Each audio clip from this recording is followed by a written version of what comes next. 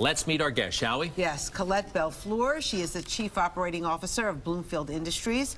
And Dr. Devi, she is with NYS School of Medicine, has nothing to do with medical marijuana, but we thought it would be great to get a doctor's perspective on all this. Colette, nice to, and Dr. Devi, nice to have you here. Colette, let's start with you. Sure. So you open your what do you call it? Patient resource centers. Okay, today. Yep. Today. And so what happens? People need to come in with prescriptions? It's not a prescription. Patients need to go to their physicians, who must be registered with the state.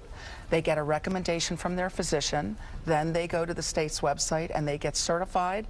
They must come into our patient resource center certified with their documentation, their card, and their identification before they're even allowed into the patient resource center. That sounds complicated and much more involved than getting a prescription.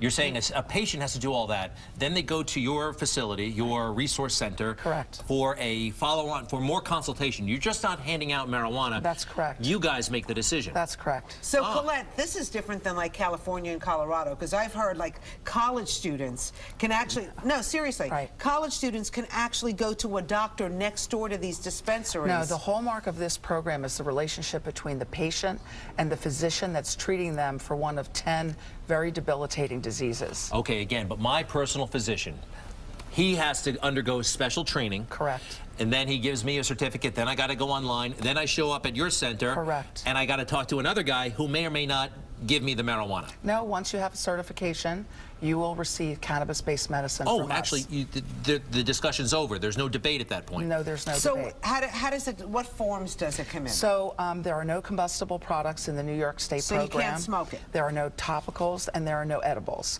So the marijuana is processed into oil and the oil is made into medicine. What you're looking at here is a syrup, just like any other medicine that's dispensed or taken as a syrup. Right here, the syrup, we got the bottles right, here, okay. And again, you put it on a teaspoon? There's a dosing cup right at the top. Okay. The other medicine that you're looking at over there is an oil. The small with one, an oral syringe that's typically used to treat children who, for example, have epilepsy.